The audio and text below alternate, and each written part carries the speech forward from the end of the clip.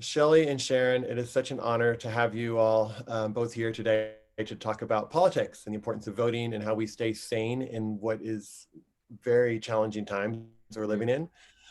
So just really a deep bow to both of you for taking the time for this interview today, and thank you so much for doing that.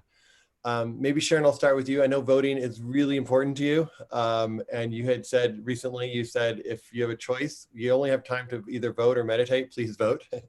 And so I'm wondering if you could just start us off by saying, why has that become such a central kind of piece out there in terms of not only personally voting, but also really encouraging other people to talk to their friends and family and loved ones and others on the importance of that. So would you mind starting off where that, was that always there for you as a kid?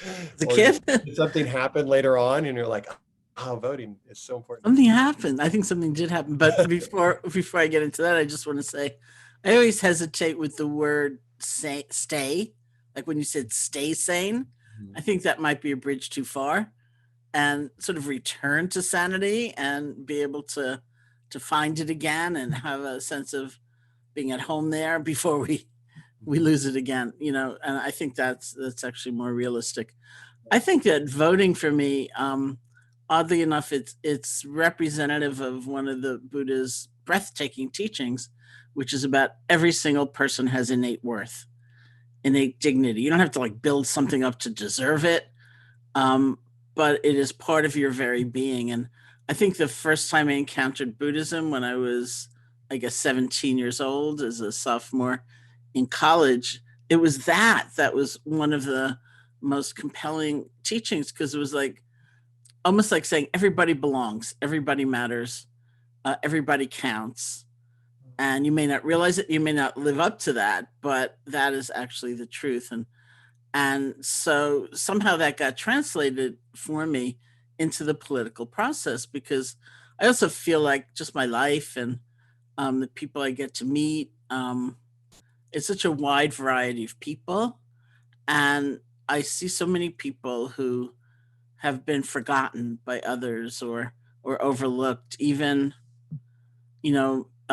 when we were talking earlier about people not wearing masks, even like ambulance drivers that I've been with teaching meditation, who see that too, but their lives are directly impacted by that decision. And so I just feel such a compelling urge to have everyone's voice count, and my voice to count, and others to count as well. So it has become like a really singular passion. So I guess I did say on Wisdom 2.0, if you had a choice between meditating and voting, I would vote, because uh, you can always meditate, for when you want to. Hopefully most of us would have time for both in a day. Hopefully. That's right. Yeah.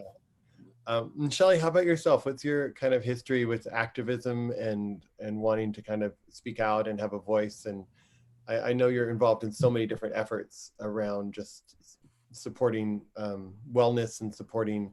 We can talk a little bit about that, but in terms of kind of this voting and the next election, how you doing? How you feeling about it?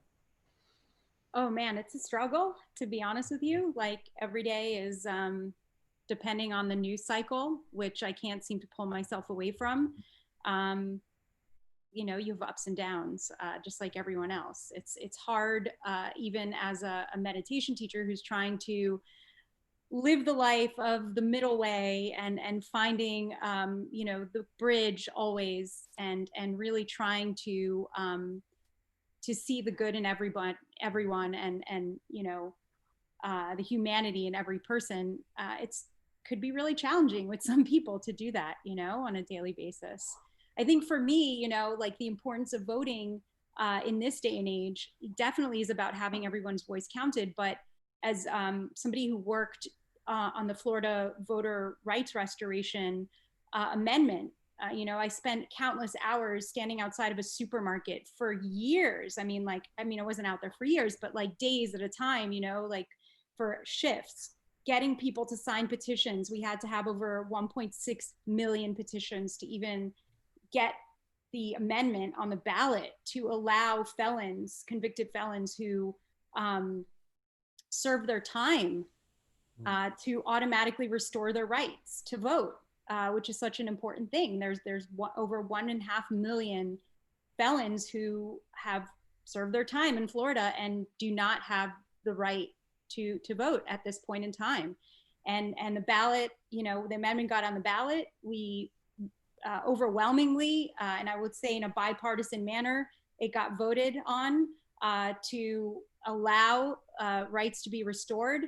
And unfortunately, we also elected a governor who did not agree with that and was able to find a loophole and, for all intents and purposes, install a poll tax, a modern day poll tax.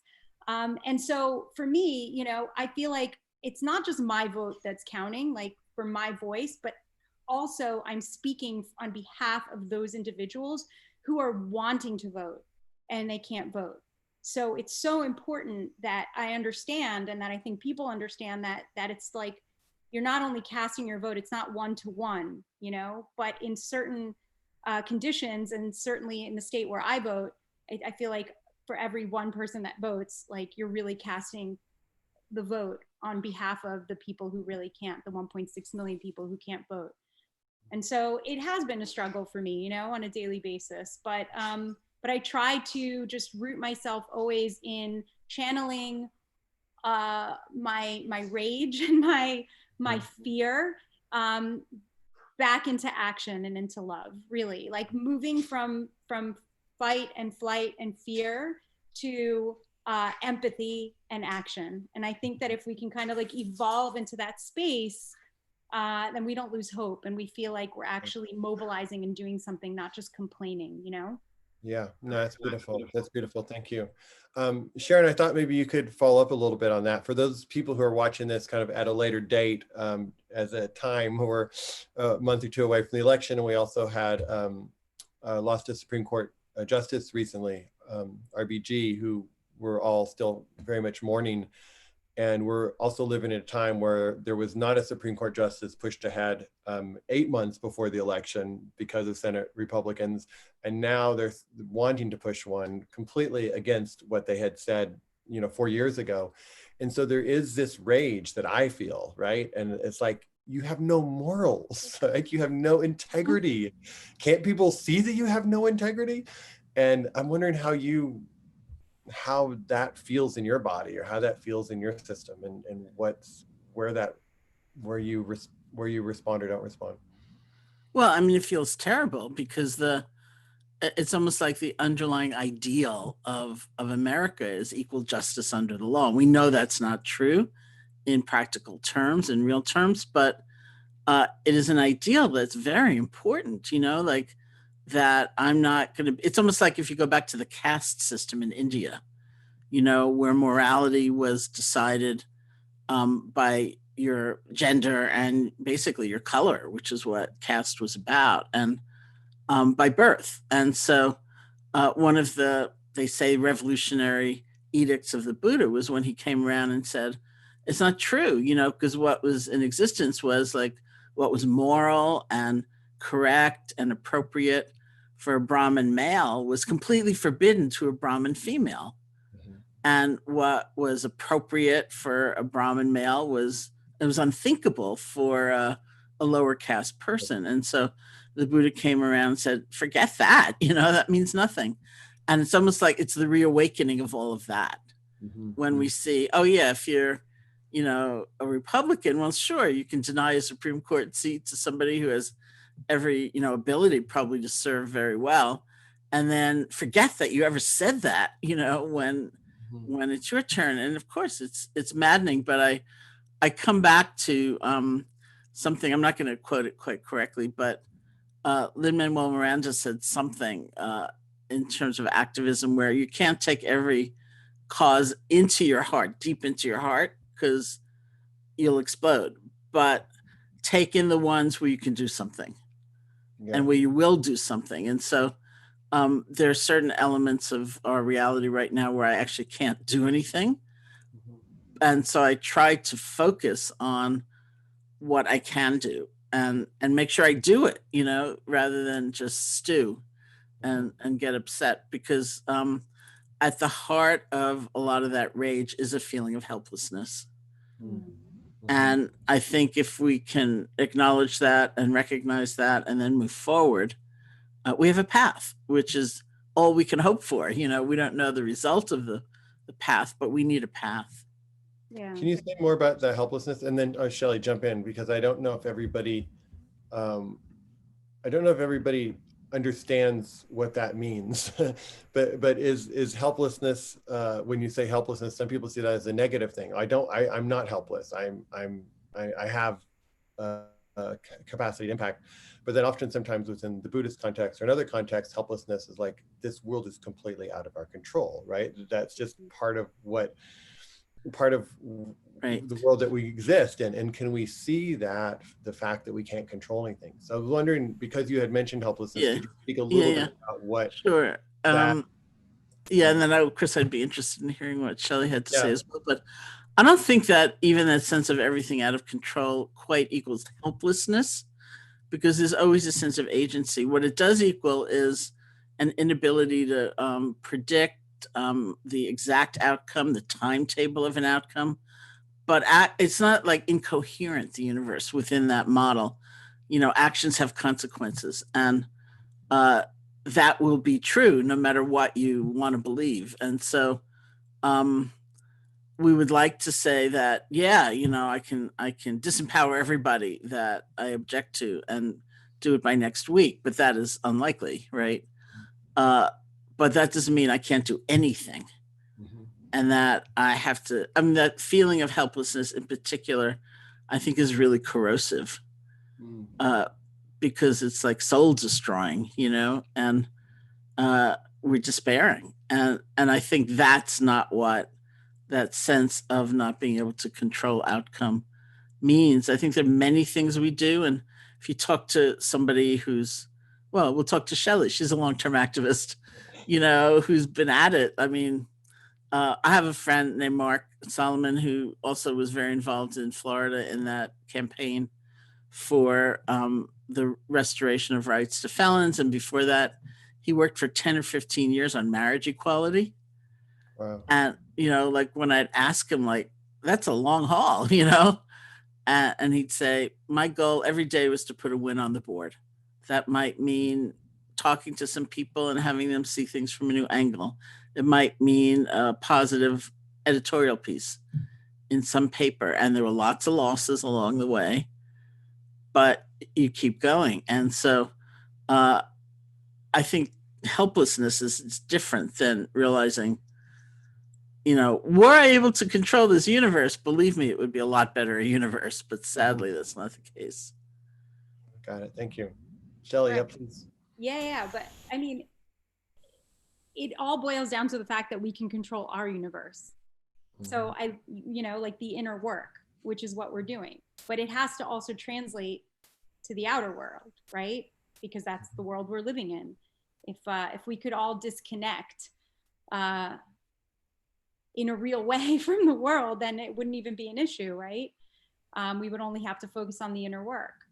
I love that, Sharon, what your friend Mark said, because really that's the crux of it for me. You know, it's really about incremental change. Because I think that a lot of times, like, people talk about how, well, what can one vote do? Or what can one phone call do? Or one text, you know, or postcard or letter that I'm going to write, or phone call to a senator. Is it really going to make a difference? But it's the collective of that. It's how many postcards are you going to write? How many people are going to write postcards? How many people are going to make phone calls? And so, you know, I tend to not look at my efforts as singular. When I just look at what I'm doing alone, then yeah, it feels like hopeless. You're like, what change am I going to make? But the fact that I know that I'm part of this larger network, this larger community, and that I can tap into that community, and that there are other people out there that are like me, and that I can influence and encourage and teach and educate other people, and also be educated by other people, right, about ways that I can effectuate change. That's really the key. I think it's really just about understanding that incremental change is how we make big changes. Things just don't happen overnight. I mean, in our mind, we may look back and say like, oh yeah, the civil rights movement, and it just happened overnight, and schools were segregated, and look where we are today. Like we're still not where the caste system that you talked about, Sharon, is very much alive here in this country. So I just finished reading Wilkerson's book, and it's like I can't stop thinking about it, about the parallels, but I can't give up either, and I think that the reality is that if you're an activist, you can't be. So many of us have become, especially now during the pandemic, like pre-COVID, and when there's so much at stake. But I mean, post-COVID, we've become these like armchair activists. We think that just by posting things online, like we're going to change people's opinion, when really the only people that are seeing our opinions most likely are people who think just like us, right? So there was a sign that I saw somebody holding at a rally, at a Black Lives Matter rally, that said, "Tweeting fingers don't replace activist feet." And it's really just an appeal, I think, for everybody to understand that we have to get on our feet and organize and volunteer and make calls or talk to neighbors or register voters, whatever that one issue is. If you could just do one thing a day, even if that one thing isn't a win, which I hope it is, but even if it's just an action, if there's just one action item a day, that's how we move the ball forward. At least that's what works for me. Great. And then I don't know if either of you or both of you want to speak to this kind of notion that is kind of our state of consciousness now that determines the future. So if our state of consciousness now is greedy or angry, that's the future that we're going to create. So if we're really truly an activist, then we really need to be working on ourselves as much as we're trying to change whatever we want in the external world. How do you see that dance? Maybe we'll start with Sharon. Do you see, because some people use that in different contexts, and I'm just curious how that works in your world. Well, I mean, I don't think we need to seek perfection before we do anything. Like I am fully realized, or, I love myself totally. Therefore, it's time to start loving other people. It's not exactly like that. It's a very mutual process because the work we do externally affects us. I'm back for some reason today. I keep thinking of classical Buddhism. When they talk about qualities, the development of qualities like patience and generosity and morality, it's inner and outer. It's seamless. What we do internally, say, being able to let go of thoughts or fixations is kind of a practice of generosity. And then we practice it externally in giving, whether it's material giving or giving of our energy or whatever. And what we do externally helps us internally. So our lives actually aren't fragmented, although we can feel that they are. They're actually not. It really is seamless. And so I wouldn't wait, for like a really refined state of consciousness. But it's also true that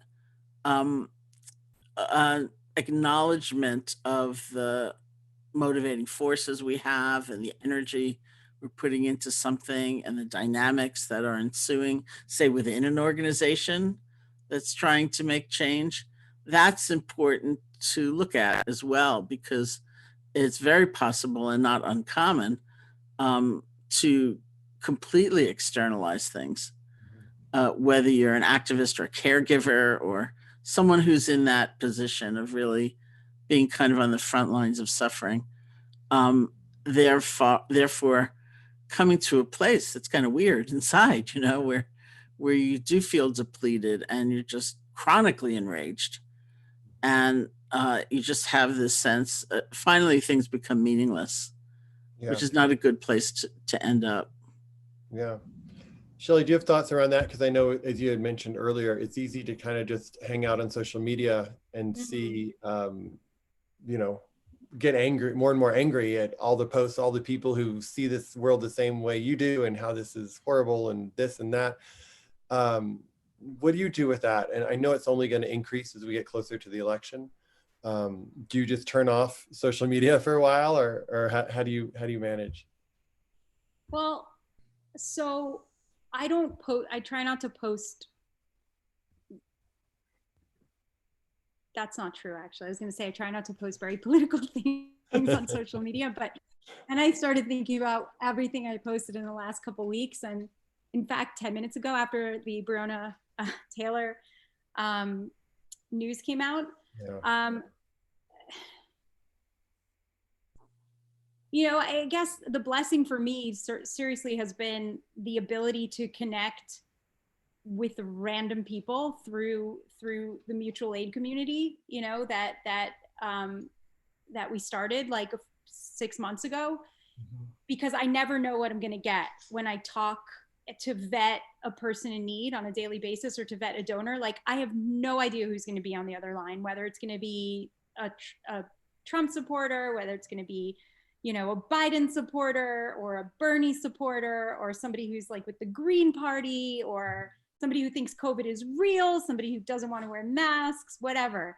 And this is a pandemic of love you started that connects people in need with connects people who have means, and you're bringing them together, tens of millions of dollars passed back and forth just to give correct people. And so the point is that, like, it's random in that anybody can apply and anybody can be a donor, but and it's all over the country, so it's across blue lines and red lines and all sorts of places, you know.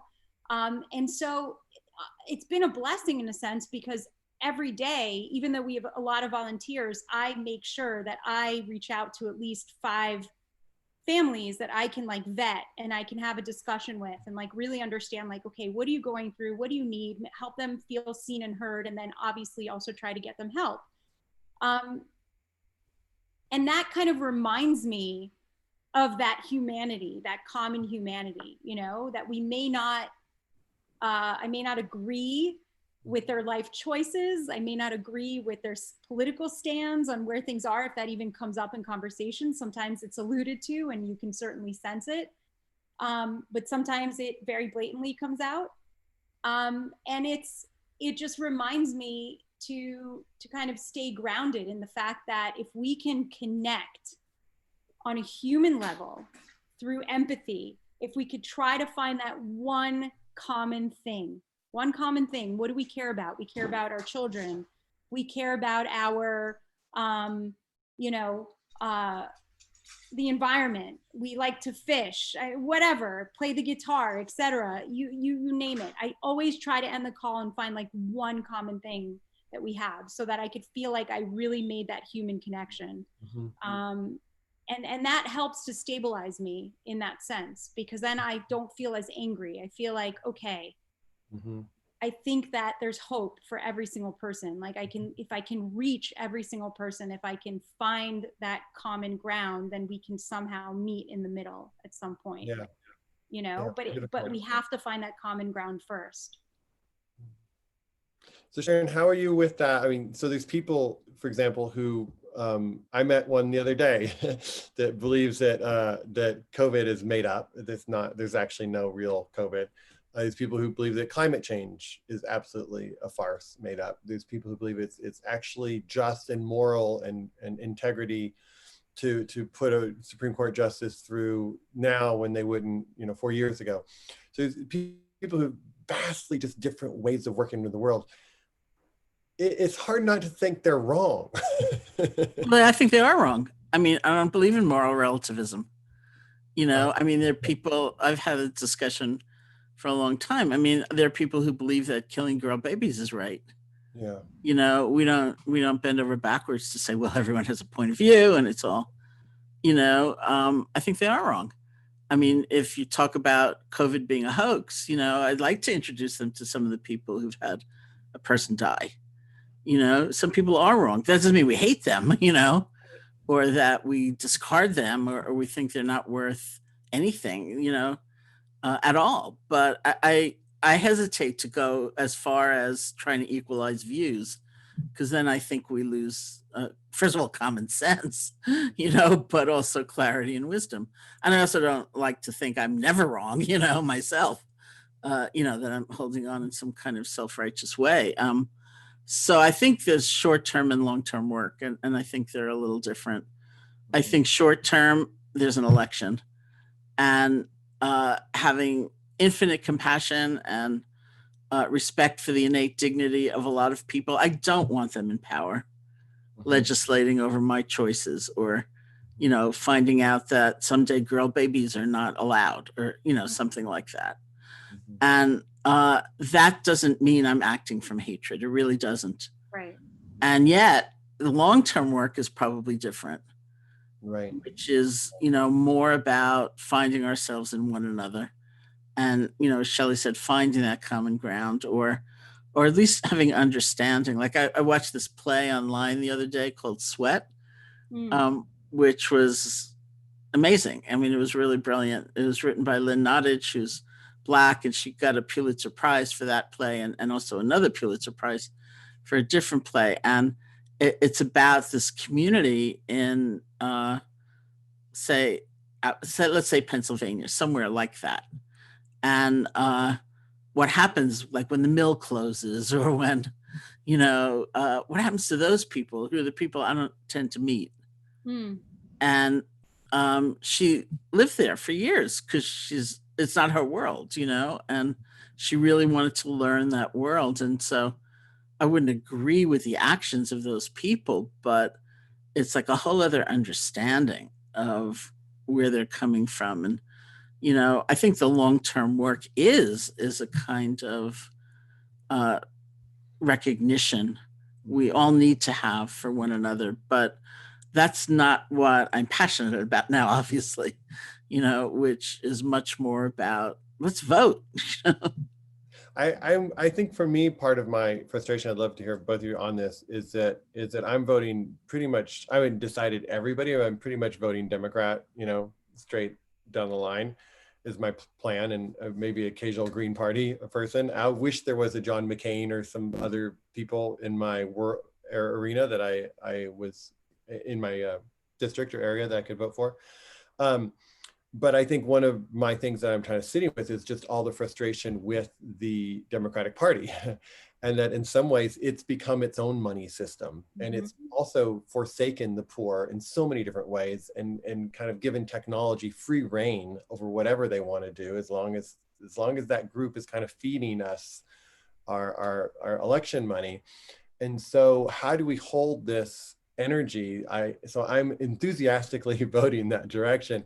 And I've also realized it's a system, there is a larger system here that runs. And so I think I mentioned this on your podcast, Amazon rarely pays any corporate taxes, whether it's a Democratic president or Congress or a Republican president or Congress. They just did this last year, but they didn't previous years.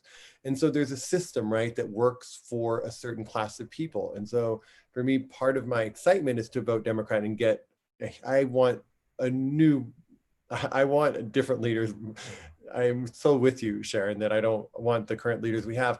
And at the same time, there's this larger system that also feels like it doesn't serve the average person, Democrat or Republican. Right. So I'm curious how you guys see that or hold that, or whether that you see it differently. I don't know if, I agree with you. I'm obviously voting in line with the party as well.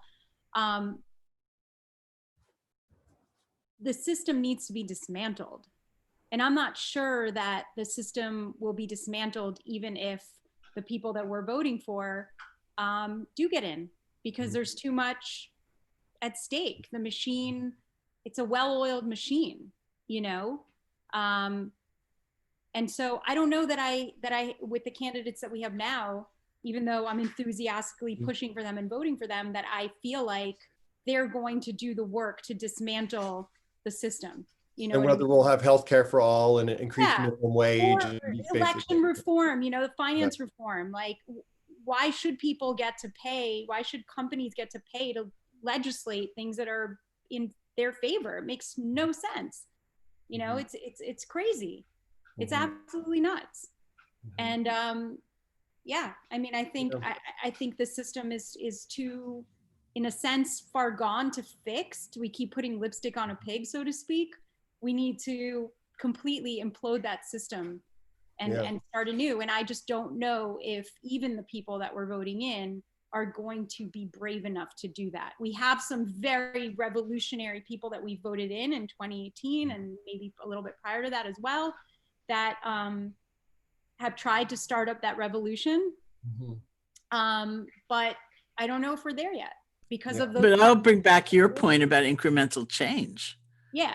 You know, because the people who are affected the most by those small changes are not us. You know, like we can have a bigger, bolder vision of an overhaul of the system and much more equality, much more fairness. They would just like to be making $15 an hour, you know, and not living in a homeless shelter when they have a full-time job. And right. And so but do you see there's a larger system, Sharon? Do you see that, or do you not think that like there's a larger moneyed system that allows Bezos to have 200 whatever billion that doesn't seem to be addressed, at least from my perspective? Like, and I'm curious, like, and it's not that those people are wrong or bad, right? It's just they're benefiting from the system that they can benefit from. Why should they change it? And so I totally agree. You know, it's just I also know, and I'm not saying you are one, but or two, but I know a lot of ideologues who almost dismiss the person who's making $7 an hour, right? Because their thrust of their passion is completely on that system change, you know, and it's, you know, that makes me sad because I know those people, some of those people who make $7 an hour and work 40 hours a week and live in a homeless shelter. And or right now, you know, somebody told me a friend of mine in New York is 2 months behind on her rent. Like, what are people going to do? You know, so is it enough to have a different bill pass Congress so that people can like eat, you know, for another 3 months? No, of course it's not enough. And I would hope for leaders to come forward to really rock the boat. But in the meantime, you know, I really regret the people who are so geared towards that kind of overhaul change, that the people who are really suffering so badly right now, you know, are just like objectified in some way. I got it. Yeah, good point. Yeah, Shelly, how do you see this? Because I think there is a lot of people who feel like there's two pieces, right? Like we absolutely need new leadership and incremental change, and yet ecologically and as a society too, there's a much bigger overhaul that's needed. Yeah. And how do we manage that dance as humans, and not trying to like we know best and here's how it should be, but at the same time, if you look at the data and you look at like the poverty rates in the US and you look at the ecological situation in the US, it's there's a huge suffering there that could actually be addressed. Right.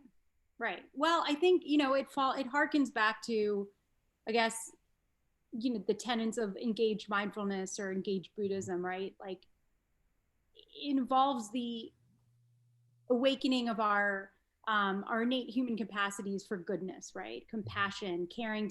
We want to take care of all life, all people, all species, our home, our earth. And really, when we say all people, we mean all people, like all sentient beings, right? And so it has to include all economic classes. We have to take care of one another. And so the tenet really has to be that, yes, in the short term, we have to change leadership for sure. But we also need to make sure that once we do that, and hopefully we do, then we have to make sure that we don't just feel like we've won something really big. We have to keep the pressure on, hold them accountable to the promises that were made, hold them accountable to things that maybe are too left of center for them at this moment, you know, like whether it's the Green New Deal or other types of bold ideas that may we may eventually get there, but in many cases there's a sense of urgency, like with things like climate change and the environment. You know, we keep seeing studies that say like we don't have time for incremental, like You know, we've got 10 years, and in 10 years from now, it's going to be too late. So what do we do then? You know, we don't have time for that incremental change. I think it's really about definitely looking at the short term, remembering that people view things through their own lens and experiences in life. So I always try to remember that when I meet the other, the person who tells me that COVID's not real, isn't wearing a mask, is, you know, standing on the side of the road with a giant Trump flag, you know, spewing vitriolic language. And I just try to kind of really think about in that moment, honestly, instead of just thinking about, oh my God, look at that person, but rather like, where are they coming from? What suffering or what lens or what environment did they have to grow up in, right? To actually believe that. Because look, I grew up in that environment. I grew up in an environment where I was told to hate every person who spoke Arabic, any Palestinian that I met. Like, don't get in a cab with a Palestinian. They're going to kill you. They're going to take you to their village. They're going to murder you. You know, they're going to sell you off, or they're going to, you know, just harm you in some way. And so I really lived with that like belief, that lens. And it wasn't until like I was able to actually, somebody was courageous enough to engage with me and to actually just have a human interaction with me that was not political in any way, that it caused me to like pause and like question, wait a minute, okay, that, you know, maybe this person doesn't want to harm me. Maybe they're not bad. Maybe they just want the same things I want in life, you know? And so that's why, like, I go back to, I try to have these interactions with people who may be on a different end of the spectrum as myself, because I think that, hey, you know what, if I could be the positive interaction that they have with the other, if I'm the other to them, and they can then say, okay, maybe not all liberals or snowflakes or whatever they decide to call us are bad. You know, even though this person knew that I sit on this side of the fence, they still help me pay my utility bill or make sure that I keep my house or food on the table for my kid. And so it's like planting seeds, basically, you know, in the hearts of people. And if we can just do that, then incrementally things will flourish. That's beautiful. Yeah. How do you see that, Sharon? Do you see other, or do you see different? How do you relate to those differences? Because from one perspective, if it's causes and conditions, right? If I had grown up with certain causes and conditions, of course I would see the world from this way. It's not, there's no mystery here. And yet there's a danger of letting those viewpoints continue, you know, to impact us. Well, I think both are true. You know, like I think it is dangerous. I think we live in extreme times. And when you have a leader talking about eugenics, you know, publicly, you know, which I thought of when Shelley was talking, our backgrounds both being Jewish, you know, and sort of the inherited trauma of that. It's like, whoa, this is not like a minor difference of opinion or even a strong difference of opinion. This is a whole worldview that is very consequential.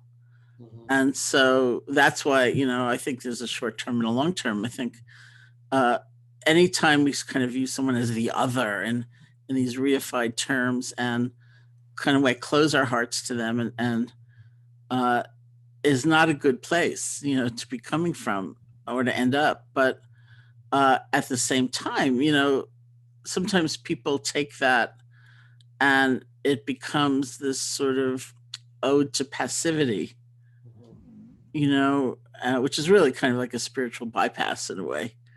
You know, we're all one and, you know, whatever. So I think the imperative is to really take action, you know, that's wise action.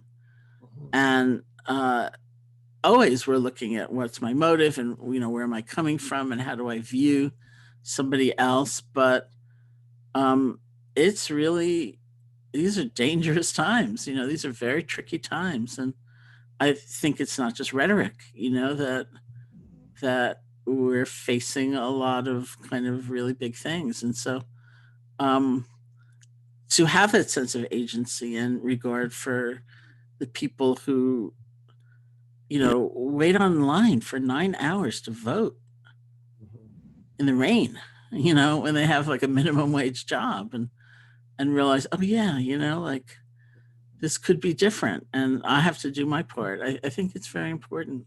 Yeah, and I think, Shelly had mentioned like engaged mindfulness or engaged Buddhism, but then when I heard you talking, Shelly, I was like, that's engaged Christianity, engaged Islam. I mean, it's all the same, right? Like Yeah, I haven't heard in terms of what Jesus spoke about in terms of totally. helping the poor and forgiveness and love. Yeah. It's like there is a unity that, right, that we all seem to be a part of to the degree we're able to live it. But I do think that there's this loss of connection with kind of some of Yeah. these true spiritual teachings. And Mm, maybe that's part of our direction back. yeah. No, for sure it is. But I think it's not just about the teaching. It's always leaning into the action. That's it. Because the teachings are great, but if you're sitting in a library all day and you're just listening to your teachers teach and you're not actually like getting off your ass and doing something, excuse my French, Mhm. your toches in Yiddish, you're what are you doing? Like, what's the point? What is the point? You got to get up and actually do something with those teachings, because otherwise it's So what just are some of the things I know? Let's look at priority one. There'll be another priority, but priority one is voting, right? Like voting. we all agree. Yes. So what are some things that you find that you find yourself doing, or Sharon, or I mean, we definitely can vote ourselves, of course. Yeah. What are some of the other things you notice yourself doing to kind of help address our first effort, number one? Well, Sharon and I are involved together in Dharma Vote, which Great. is Mhm. yeah. So Vote Forward actually this few Sundays ago, and in a Sunday coming up, we're with our friend Ethan Nichtern. We're co-hosting a letter writing party, and I love this effort because we're writing letters to complete strangers who are registered to vote and who we know through the data that they haven't exercised that right to vote in the last 2 cycles. We don't know if they're Republican, we don't know if they're Democrat, but we're just urging them to exercise their right to vote. And we're telling them why voting is important to us. So it's such a beautiful kind of personal way to connect with somebody who very well may be the other, all around the country, and it's just a beautiful way to get involved. That's one of the ways that I'm helping. Dharma, it's called Dharma Votes. Dharma Vote, yeah, Okay. it's Yeah, the kind of umbrella organization is Vote Forward. mhm. Okay. They provide the names and they vet you, and then they provide the names and addresses. They provide the form letter. You only have to write a paragraph within it, which is why you vote. Great. Right, Awesome. Wonderful. yeah. Wonderful. It's a great organization. And then I'm part of actually the Biden War Chest. Mhm. I know, the art of war. But it's a group that meets every Saturday on Zoom and is very, very active on socials, but also through private email in a group. And we just strategize as to, depending on how to respond to certain news that comes up every day, which candidates we need support, what amendments need to be supported. And it's it's amazing to actually learn so much about what's happening in local politics, because I think that a lot of times that gets Mhm. pushed to the side, and local politics isn't really a sexy thing, if you will, but it's very important. It affects people's lives, I think, more quickly, and more readily than in some cases even the national elections. So it really has helped me pay attention, and look at all the different opportunities that exist. But if you The could just Biden do, War Chest is the Biden supporters yeah, strategizing on how to get more correct. Democrats in office. Okay. Yes, exactly. And I would say that if you could, um, something easy that every single person can do, because we all have circles of influence, right? You don't have to be an influencer to have circles of influence. So I think if we all kind of look at our circles of influence And we are just willing to ask the question, have you registered to vote? Are you registered to vote? Can I help you? Do you have a voting plan? That's such a simple way to help somebody. I personally have registered 16 of my son's friends to vote. Yay, you told me they weren't going to vote. Half of them said they're not going to vote, but I'm still working on them. I'm hopeful. I have not given up. I've not given up. But I've registered them, because they were either at the time pre-COVID at my house, and I sort of grabbed them by the ear and pulled them to the computer and said, "Are you 18? Great. Have you registered to vote?" No. And I think it's really about just talking to people, because you can influence the people that are in your inner circle the most, and offer them a ride to the polls if they want to go personally, offer them a way to, get their mail-in ballots, that's where you should start at home, start in your communities. Thanks. Anything to add to that, Sharon? Our hour is almost over, and it would love well, I would just say kind of the underlying principle is do what you can do, even if it seems small. And that might mean helping a neighbor. It's not just around voting, but so I'll give a shout out to Pandemic of Love, which Shelly founded, and which is a mutual aid society where you might help one person with 1 month's rent or medical bills or something like that.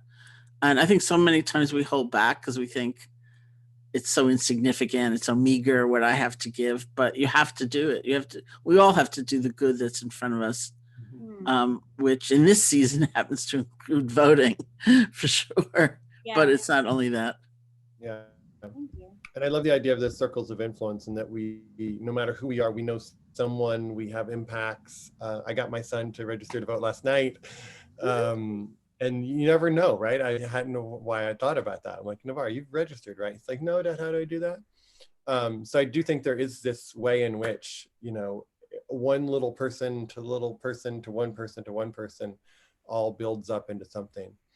So I want to thank you for taking this time. We really appreciate both of your perspectives. It's always an inspiration to talk to you and to interview you both together. I feel like it's like I get to talk to, like, I always feel like when I'm talking to one of you, it's like one hand and the other hand, you get both hands together.